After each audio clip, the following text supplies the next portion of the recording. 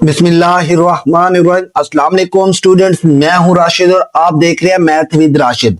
तो स्टूडेंट्स, आज की इस वीडियो में हम class 9th math exercise 4.1 start करने वाले हैं। लेकिन क्वेश्चन करने से पहले हमें दो इंपॉर्टेंट कंसेप्ट समझने की जरूरत है, जिसमें हमारे पास पहला क्या है, कॉमन फैक्टर क्या होता है और फैक्टराइजेशन क्या होती है। हमारे पास कॉमन फैक्टर क्या होता है हमारे पास स्टूडेंट्स, कॉमन फैक्टर वो नंबर या वेरिएबल होता है जो एक्सप्रेशन की हर टर्म में कॉमन हो, मतलब जो हर टर्म को डिवाइड कर सके। क्या कर सके? हमारे पास डिवाइड कर सके। जैसे मैं आपको एक एग्जांपल देता हूं, मेरे पास 6x प्लस 9 है।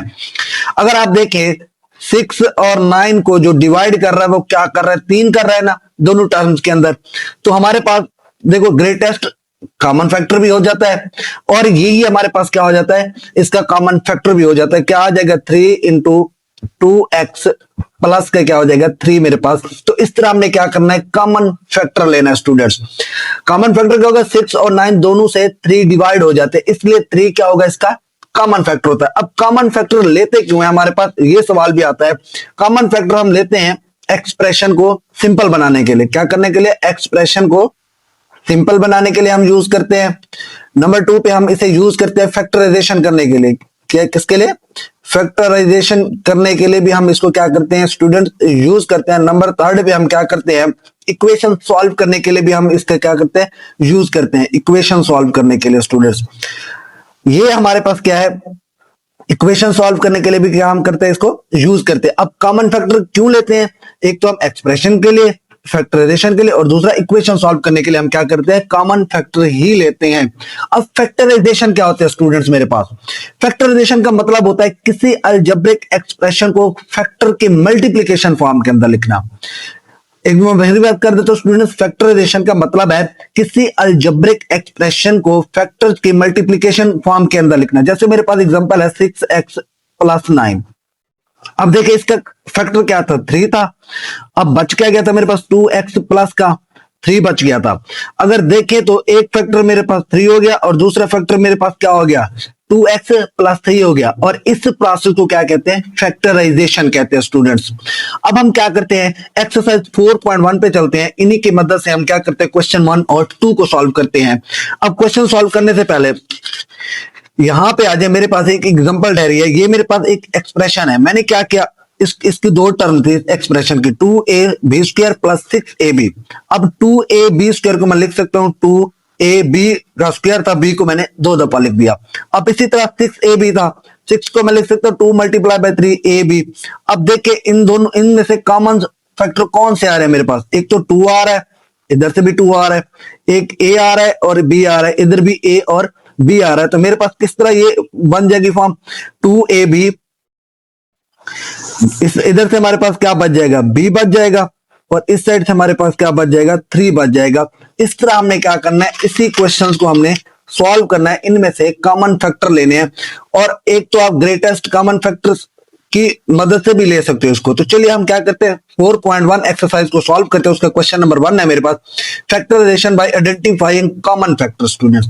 अब हमने क्या करना है, इन क्वेश्चंस के अंदर हमने कॉमन फैक्टर बताने हैं। अब फर्स्ट पार्ट मेरे पास है 6x प्लस 12। तो हम क्या करते हैं, इसको सॉल्व करते हैं। मेरे पास क्या है, 6x प्लस 12।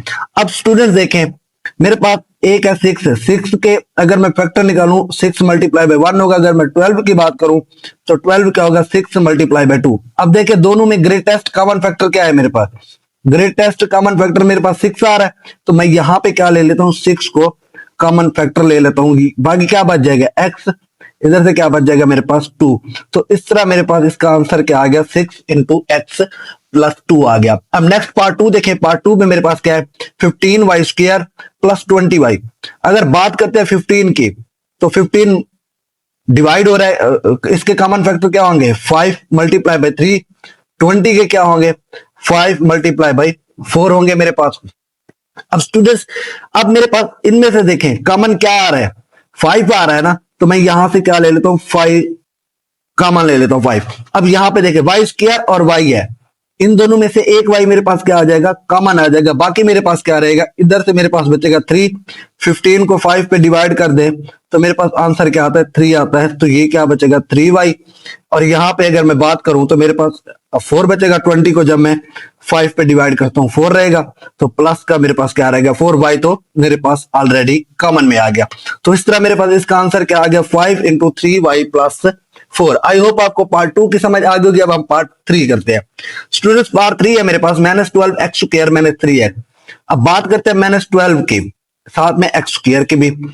अगर मैं -12 को लिखना चाहूं, -3 मल्टीप्लाई बाई -4 मल्टीप्लाई डॉट, मेरे पास क्या आ जाएगा, x डॉट x आ जाएगा स्टूडेंट्स। अब देखें, अब यहां पे मेरे पास ये क्या है, -3x है। इसको मैं लिखना चाहूं तो -3 इंटू एक्स लिख सकता हूं। अब इसमें से कॉमन देखें तो मेरे पास क्या आ रहा है, -3 आ रहा है, साथ में एक x भी मेरे पास क्या आ रहा है, कॉमन आ रहा है। तो -3x, इधर से क्या बचेगा मेरे पास, 4x बचेगा, क्योंकि मैंने सामने क्या लिया, कॉमन लिया। इधर मेरे पास क्या बचेगा, प्लस का क्या बचेगा मेरे पास स्टूडेंट्स, 1 बचेगा। क्यों, हमने 3x क्या ले लिया, कॉमन ले लिया। तो इस तरह मेरे पास आंसर क्या आ गया, -3x plus into 4x plus 1। हमने क्या लेना है, जस्ट कॉमन फैक्टर लेना है। अब इन दोनों में से कॉमन क्या आ रहा था, -3x आ रहा था, माइनस भी साथ क्या था, कॉमन। और यहां पे हम क्या देंगे, प्लस का साइन देंगे, क्योंकि माइनस प्लस मेरे पास माइनस आ जाएगा। इस तरह हमारा पार्ट 3 कंप्लीट हुआ। अब हम पार्ट 4 करते हैं स्टूडेंट्स। पार्ट 4 है मेरे पास, 4a² प्लस 8ab²। अब देखिए 4a² अगर मैं इसे लिखना चाहूं, 4a and b dot dot दे दे। अब नेक्स्ट मेरे पास क्या है, 8ab²। अगर मैं इस 8 को लिखना चाहूं, अब ये क्या हो जाएगा, 4.2.a.b डॉट मेरे पास क्या हो जाएगा, b। अब देखें, इसमें कॉमन इन दोनों में से ग्रेटेस्ट कॉमन क्या आ रहा है, 4 आ रहा है। तो मैं यहां पे लिख लेता हूं 4। अब साथ देखें, इसमें भी a मौजूद है, इसमें भी a मौजूद है, इसमें भी b मौजूद है, इसमें भी b मौजूद है। तो साथ में कॉमन क्या आ जाएगा, ए बी भी आ जाएगा। अब देखिए इधर क्या बच गया मेरे पास, ए बच गया ना, तो मैं क्या लिख देता हूं, ए साइन पॉजिटिव। इधर एक तो 2 बच गया और दूसरा मेरे पास क्या बच गया, बी बच गया। तो यहां पे मैं लिख सकता हूं प्लस का 2b। इस तरह स्टूडेंट्स हमने क्या किए, कॉमन फैक्टर लिए, किसके, 4a² b प्लस 8b²। आई होप आपको पार्ट 4 की समझ आ गई होगी। अब हम पार्ट 5 करते हैं। तो स्टूडेंट्स मेरे पास पार्ट 5 है। पार्ट 5 मेरे पास है xy -3x² प्लस 2x। अब स्टूडेंट्स इसमें से देखें तो मेरे पास जस्ट x कॉमन आ रहा है, तीनों में x मौजूद है। तो मैं क्या लेता हूं, x को कॉमन ले लेता हूं। यहां पे क्या बचेगा मेरे पास, y। इधर मेरे पास क्या रहेगा, माइनस का 3x, और ये तो x कॉमन आ गया, बाकी क्या रहेगा, प्लस का 2 रहेगा। इस तरह मेरे पास इस इक्वेशन से क्या कॉमन आ रहा था, जस्ट x कॉमन आ रहा था। तो इस तरह मेरे पास आंसर क्या आ गया, x into Y minus 3x plus 2। I hope आपको पार्ट 5 की समझ आ गई होगी। अब हम पार्ट 6 करते हैं। स्टूडेंट्स क्वेश्चन नंबर 1 का लास्ट पार्ट है, पार्ट 6। हम इसे सॉल्व करते हैं। अब देखिए 3a²b। अब इस 3a²b को लिखना चाहे तो आप लिख सकते हैं 3a.a.b, और 9ab को लिखना चाहे तो आप 9ab क्या हो जाएगा, 3.3a.b.b। अब 15 को लिखना चाहे तो मेरे पास क्या हो जाएगा, 5.3a.b। अब देखिए इन सब में से कॉमन क्या आ रहा है, 3 आ रहा है।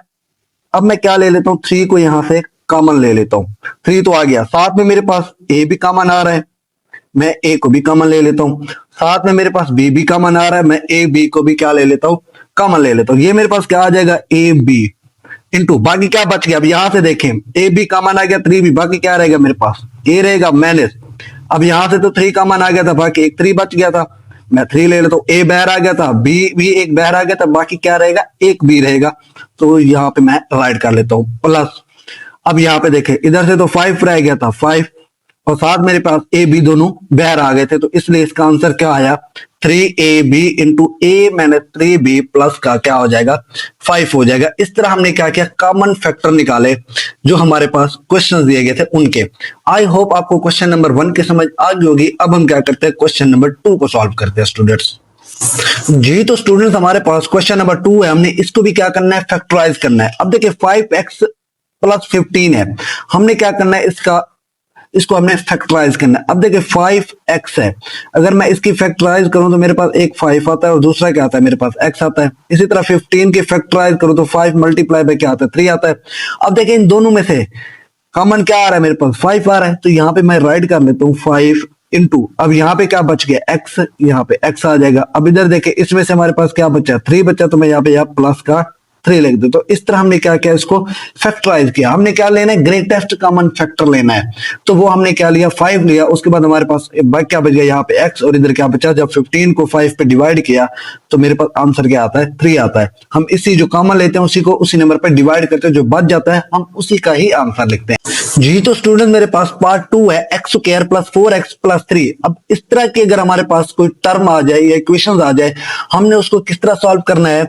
हमने क्या करना है, बाहर वाली दो वैल्यूज जो है हमने उसको आपस में मल्टीप्लाई करना है। वो मेरे पास क्या आ जाएगी, 3x स्क्वायर आ जाएगी। फर्स्ट स्टेप में अगर हमने क्या किया, बाहर वाली दो वैल्यूज को मल्टीप्लाई किया तो मेरे पास क्या आ जाएगा, 3x स्क्वायर आ जाएगा। आप 8th क्लास में भी पढ़ चुके हो, मिडिल टर्म ब्रेक को हम जब करते थे तो उस तरह हमारे पास जो फैक्टर आते थे हम उसको क्या करते थे, फैक्टराइज करते थे।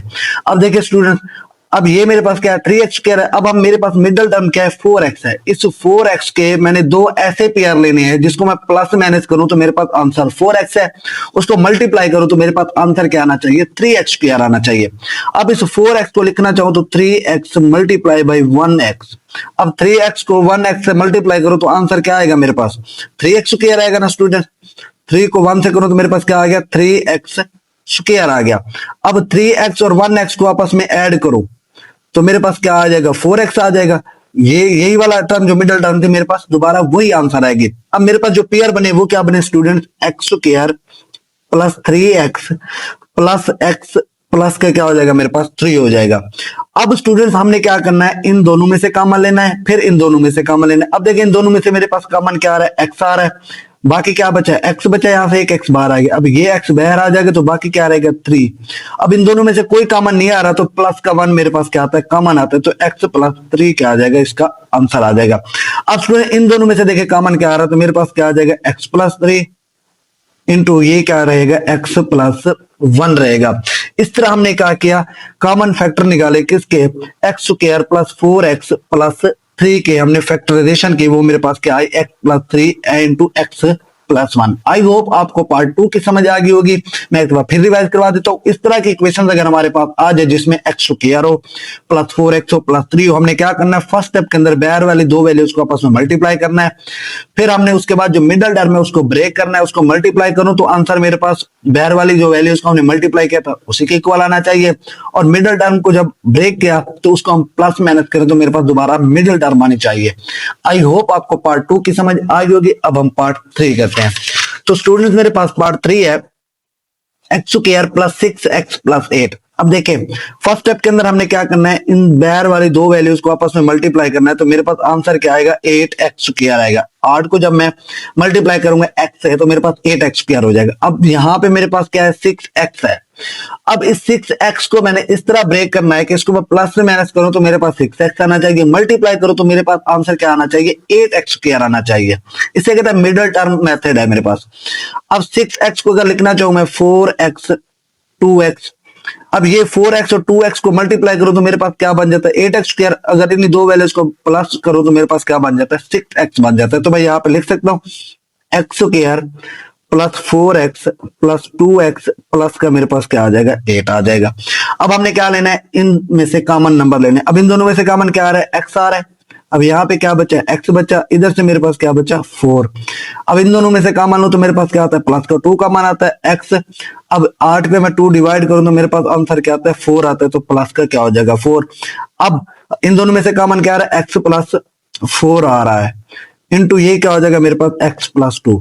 इस तरह हमने इसकी भी फैक्टराइजेशन निकाली स्टूडेंट्स। वो मेरे पास क्या है, x plus 4 into x plus 2। अब नेक्स्ट पार्ट है पार्ट 4 मेरे पास x square plus 4x plus 4। अब हमने क्या करना है, इसकी हमने फैक्टराइजेशन करनी है। मैंने क्या कहा था, फर्स्ट स्टेप के अंदर हमने बाहर वाली दो वैल्यूज को आपस में मल्टीप्लाई करना है। वो क्या आ जाएगा, 4x स्क्वायर आ जाएगा। उसके बाद हमने मिडिल टर्म को ब्रेक करना है। वो मेरे पास क्या है, 4x है। अब इसके ऐसे दो पेयर लेने हैं जिसको मैं क्या करूं, प्लस माइनस करूं तो मेरे पास आंसर 4x है। इसी को मल्टीप्लाई करूं तो मेरे पास आंसर 4x स्क्वायर आना चाहिए। अब ये 4x है, इसको मैं करना चाहूं 2x 2x। अब 2 को 2 से मल्टीप्लाई करो 4 आता है, x को x से मल्टीप्लाई करो x स्क्वायर आता है। अब ये 4x स्क्वायर तो बन गया। अब इसे देखते हैं कि प्लस करने से मेरे पास 4x आता है। यस, जब इन दोनों को प्लस करता हूं तो मेरे पास आंसर क्या आता है, 4x आता है। तो मेरे पास जो इसकी मिडिल टर्म की ब्रेक की मैंने मेरे पास वो क्या आई, 2x आई। तो मैं यहाँ पे लिख सकता हूँ x square plus 2x plus 2x plus का क्या हो जाएगा 4।